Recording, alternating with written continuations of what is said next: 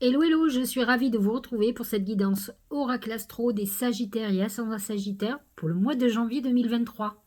Tout d'abord, je vous souhaite mes meilleurs vœux et la réalisation de tous vos désirs. Vous êtes des petits chanceux, je vais vous dire pourquoi. Jupiter rentre en bélier. Le bélier est un signe de feu comme vous. Donc déjà, Jupiter vous est favorable. Jupiter, c'est votre planète dirigeante, en plus. Et elle est positionnée dans votre maison 5, qui est la maison de la créativité, la maison des amours, la maison de la procréation et la maison de la chance, la chance au jeu. Je connais beaucoup de Sagittaires qui aiment jouer aux chevaux d'ailleurs, puisque Sagittaire est un cheval, il joue au tiercé. Alors n'hésitez pas, vous avez Jupiter pendant 5 mois à peu près, qui vous est très favorable. Donc, c'est une période de chance et une période de réalisation de vos vœux, ça c'est sûr. Vous n'avez même pas besoin de la Lune. Il faut y aller là. Alors, les planètes en Capricorne sont positionnées dans votre maison 2. Pourquoi? Le mois dernier, c'était votre saison, comme on dit.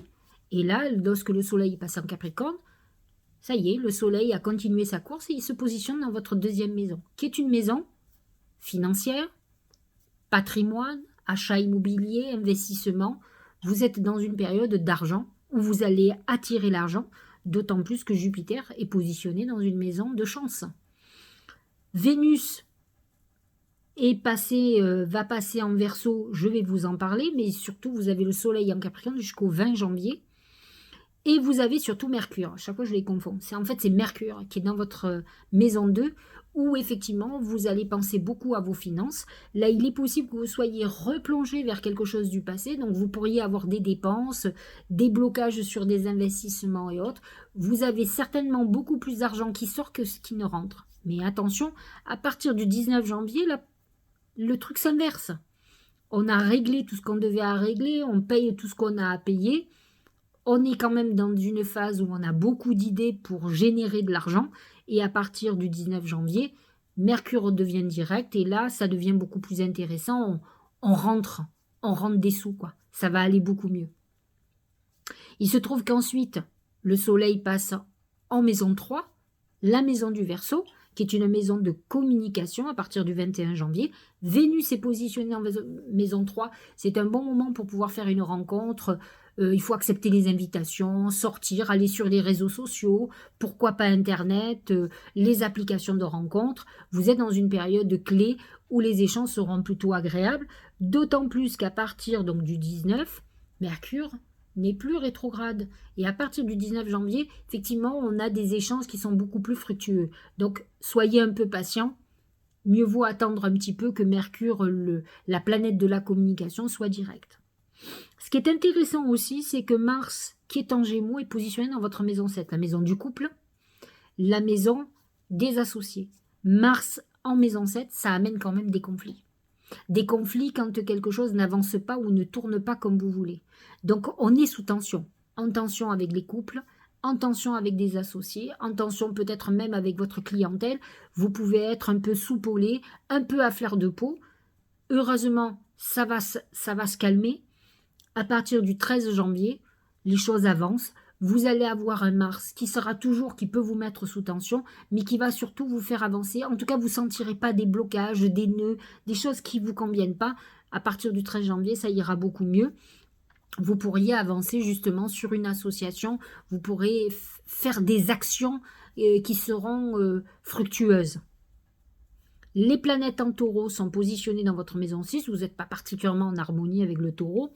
Et il est positionné dans tout ce qui est routine professionnelle et santé. Donc attention à la santé, parce que le taureau a tendance à l'embonpoint, et le sagittaire, Jupiter, c'est l'expansion. Alors autant vous avez beaucoup de sagittaires qui sont sportifs, autant ils aiment bien boire et bien manger, ils aiment faire la fête. Donc dès qu'ils arrêtent le sport, ils grossissent, hein, parce qu'ils sont excessifs dans tout. Ils ne savent pas fumer un peu, ils fument beaucoup. Ils ne savent pas boire un peu, ils boivent beaucoup. Ils ne savent pas faire une soirée sans se torcher. Donc j'exagère, mais beaucoup sont comme ça. C'est un signe colérique aussi, donc il est dans l'excès de tout. Donc c'est vrai qu'avec ce taureau en maison 6, faites très attention à votre alimentation, à tous les excès que vous pouvez faire de bonne chair, de bonne bouffe et de tout ce qui s'ensuit. Positionné dans votre maison 6, c'est aussi les routines professionnelles. Uranus peut amener des bouleversements dans votre quotidien, dans vos activités professionnelles qui peuvent être complètement différentes de ce que cela a été jusqu'à présent. Le poisson est positionné dans votre maison 4, qui est la maison du foyer. Avec une Vénus en poisson, on est beaucoup plus préoccupé par le bien-être familial, le moyen de pouvoir payer son électricité ou bien d'autres choses, d'amener la nourriture nécessaire à ce que tout le monde soit en harmonie. Neptune, attention, peut créer des désaccords ou des conflits, des quiproquos au niveau familial et peut créer certaines désharmonies. Alors, la pleine lune du Capricorne-Cancer, la pleine lune du Cancer exactement, est positionnée dans votre axe financier de 8. Donc c'est vrai que c'est une période où vous devez réfléchir où vous en êtes financièrement, si vous avez l'impression d'être accompli, si vous avez accompli ce que vous désiriez. Donc c'est un moment important. La nouvelle lune du 21 janvier est très intéressante pour vous parce qu'elle est positionnée en maison 3, elle est dans un signe ami, qui est un signe aussi très indépendant comme vous. C'est un signe de liberté, comme le vôtre. Et c'est vrai que c'est une libération aussi de la parole en maison 3. Donc ça peut être intéressant que vous fassiez des vœux à cette nouvelle lune, d'autant plus que la maison 3 est une maison hyper connectée. Jupiter en maison 5 aussi vous protège énormément, donc c'est une période clé pour faire des vœux, pour se reconnecter à vos guides, pour qu'ils vous entendent et que vous receviez aussi les messages. Hein. Donc c'est intéressant le 21 janvier. Voyons un peu les oracles. Le Pan, luxe et beauté. Alors Jupiter en maison 5, autant vous dire que la maison 5, c'est la maison du lion, à la base. Qui aime le luxe, qui aime la beauté, qui aime tout ce qui est beau, tout ce qui est luxueux. Jupiter en maison 5 va vous donner des ailes. Alors, vous n'allez absolument pas être dans une période de, j'allais dire, de tempérance. Pas du tout, vous allez être dans l'excès et vous allez avoir des ambitions démesurées. J'ai envie de vous dire que vous pouvez vous le permettre avec Jupiter qui vous protège et cette maison 5 est une maison chanceuse. Ce pan annonce aussi une phase d'orgueil, où votre ego va être gonflé. Mais j'allais vous dire, avec ce Jupiter en maison 5, en bélier, comment faire autrement? Vous aurez certainement des raisons de l'être. Attention à vos excès, parce que le Sagittaire peut être très fier. La fierté n'est pas un problème, l'orgueil est beaucoup plus problématique. Et c'est vrai que le pan, c'est une de ses fragilités, c'est qu'il est très orgueilleux, il pense être au-dessus de certaines choses. C'est très lion, hein. Donc ce Jupiter en bélier dans la maison 5, ça amène beaucoup de feu. Et un feu qui peut ne pas être positif au bout du compte si c'est l'excès d'ego qui prend le dessus. Donc à vous de vous modérer quand même sur certaines choses. Soyez ambitieux, ça c'est pas le problème. Mais gardez les pieds sur terre. Et la tête fraîche. En tout cas, ce mois-ci, ça va être comme ça. Professionnellement, c'est l'homme, homme masculin. Peut-être pour les Sagittaires et sans Sagittaire, serez-vous préoccupé professionnellement par un homme en négociation? Ou avez-vous une problématique avec un homme professionnel, un collaborateur, un associé, un salarié? Donc, effectivement, c'est ce qui va vous préoccuper. Mais l'homme dans le mar de café est aussi la masculinité, les énergies masculines, et c'est Mars. Mars actuellement est en Gémeaux. Il est rétrograde, en tout cas, je vous l'ai dit, jusqu'au 13 janvier, et il est positionné dans votre maison 7, qui est la maison du couple et des associés. Donc, certainement, vous allez avoir certainement une confrontation, ou en tout cas des rapports un peu durs, un peu d'affrontement avec des associés ou des gens avec qui vous collaborez de façon très étroite. Ça, c'est une chose sûre et certaine pour ce mois-ci. Au niveau de l'amour, c'est la croix. La croix représente le deuil, la foi, tout ce qui est religieux. Alors, il faut savoir quand même que ce Jupiter est en maison 5, qui est la maison des amours, et la croix peut amener aussi le deuil d'une histoire amoureuse et un renouveau qui arrive pour vous. Ça amène aussi une protection très importante sur tout ce qui est sentimental. Il y a un côté guidance dans la croix, mais en principe, c'est un deuil, c'est la fin d'une histoire. Et j'ai envie de vous dire qu'avec ce Jupiter qui passe donc dans votre maison 5, c'est un renouveau total au niveau sentimental pour vous. Au niveau de la santé, c'est le chien. Fidélité, amitié. C'est pas un symbole très au niveau de la santé. La seule chose qui puisse être, c'est que vous puissiez être préoccupé par quelqu'un de très proche, pas familial, mais plutôt amical, qui a une santé fragile et que ça vous pose problème. Ça peut être aussi un animal qui vous inquiète et qui soit l'objet de vos préoccupations actuellement. En tout cas sur ce mois de janvier. Au niveau du Tao, c'est la marche. Alors la marche, je vous préviens tout de suite, représente le Gémeaux. Et ce Gémeaux, il a Mars dans son signe, c'est le mouvement, parce que le Gémeaux représente le mouvement, le déplacement. Conduite, conscience de soi, progression avec prudence et sensibilité, comportement correct, action responsable. Il est bien évident qu'avec la rétrogradation de Mars, effectivement, vous ne pouvez qu'avancer prudemment parce que vous allez vous confronter à des écueils. C'est la période qui veut ça, ça dure depuis un certain temps, mais vous êtes arrivé bientôt au bout. C'est-à-dire que si vous avez réussi à être patient et à faire attention aux obstacles qui se sont dressés vers vous, que vous avez réglé les choses au fur et à mesure, vous êtes sur la bonne voie. Il est possible que vous ayez été frustré, que ça a été compliqué, ou en tout cas que vous vous sentiez bloqué. Mais là, aujourd'hui, on vous dit que le fait d'avoir été prudent, d'être allé doucement, d'accepter une lenteur qui ne correspond pas à votre signe non plus, ça vous a permis de progresser malgré tout, malgré les retards. Le film, c'est le moment de sortir des rêves de votre cinéma personnel pour entrer dans la réalité de la vie. Le Sagittaire, c'est un signe de rêve. Ce sont des rêveurs, dans le sens où leurs rêves, c'est ce qu'ils veulent entreprendre. Ce ne sont pas des rêveurs comme le Poisson, qui rêve et qui attend. Le Sagittaire, il rêve et il entreprend pour aller à la réalisation de ses rêves. Aujourd'hui, en tant que Sagittaire sans Sagittaire, vous avez Jupiter dans cette maison 5 qui vous y aide et qui va vous donner la possibilité justement de sortir du rêve et de pouvoir concrétiser les choses. Donc vous êtes dans cette phase de concrétisation très importante, d'autant plus que vous avez des planètes en Capricorne qui amènent un ancrage, l'ancrage à la terre, c'est-à-dire la réalisation, le germe des plantes que vous avez, des graines que vous avez plantées. Donc ça veut dire que vous êtes dans cette phase de réalisation.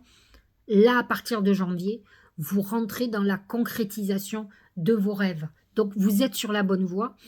Depuis que le soleil est passé dans votre signe et qu'il a enclenché le Capricorne, on est dans la concrétisation. Et là, le film vous le dit. D'autant plus que Jupiter, depuis le 20 décembre, est rentré dans le signe du Bélier et vous a donné cette impulsion, l'enthousiasme à la réalisation et surtout l'audace d'oser avancer, d'oser faire des choses. Donc vous êtes dans cette phase, vous avez 5 mois de très très importants où tout va s'accélérer. Vous allez voir à partir de la mi-décembre, 13 janvier, de la mi-janvier, 13 janvier, 19 janvier, 23 janvier, quand Uranus va venir direct, vous allez sentir que tout s'accélère et que là, vous êtes sur la bonne voie. Ne pensez pas que tout était bloqué, c'était ralenti. Et quand c'est ralenti, on doit continuer à travailler autrement, comme on dit en backstage, en fond de derrière. Et ensuite, on se met en lumière. C'est pas grave que ça aille doucement. L'essentiel, c'est de continuer à avancer le temps que les choses germent. La créativité. Alors, mouvement, musique, écriture. Suivez votre passion. Libérez votre enfant intérieur. Alors, tout ça, c'est la maison 5. C'est la maison de la créativité, de tout ce qui est artistique, théâtre, cinéma, spectacle. C'est la planète, c'est la maison de votre enfant intérieur, parce que c'est la maison 5, c'est les enfants, mais c'est l'enfant intérieur quand on travaille le développement personnel. Donc ce Jupiter-là va travailler sur tous ces domaines. Tout ce qui est créatif, musique, danse, créativité dans l'idée, etc. Vers votre enfant intérieur, vous allez, de toute façon, le Sagittaire a cette flamme intérieure qui le fait être passionné par tout ce qu'il fait. Et c'est la passion qui va être au centre de vos intérêts.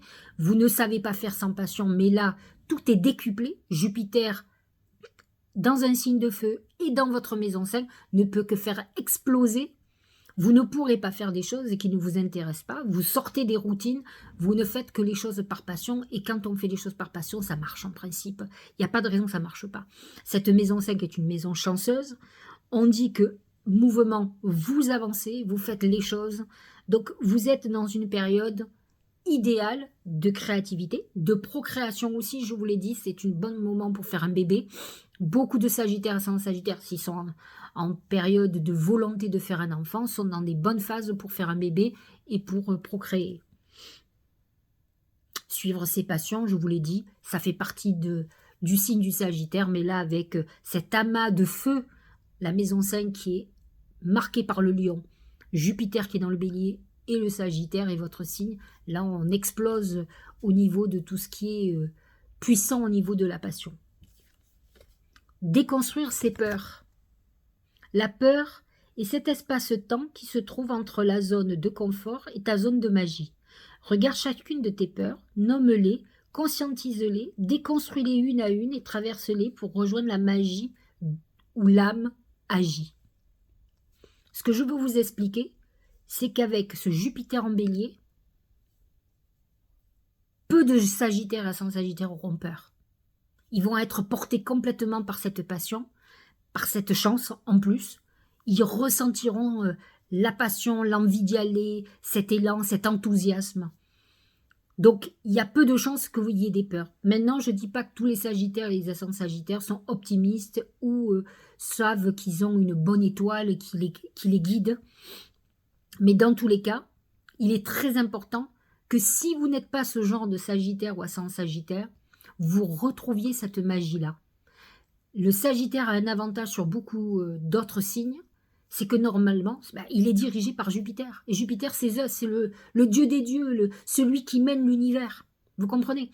Donc vous devez sentir ce dieu en vous. C'est pas possible autrement. C'est pour ça que les Sagittaires croient en leur bonne étoile, se sentent guidés tout le temps. Alors j'en connais qui sont dépressifs tout le temps.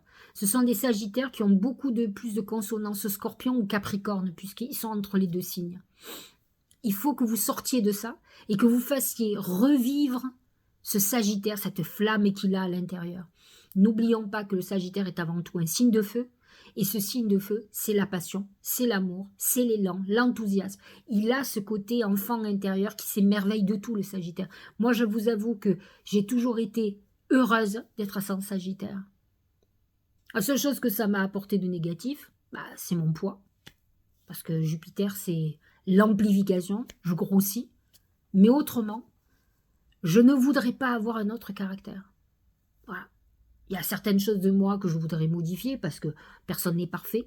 Mais par contre, je m'émerveille de tout, je suis enthousiaste, je ressens cette passion quand je fais des trucs qui me transcendent. Je le sens comme...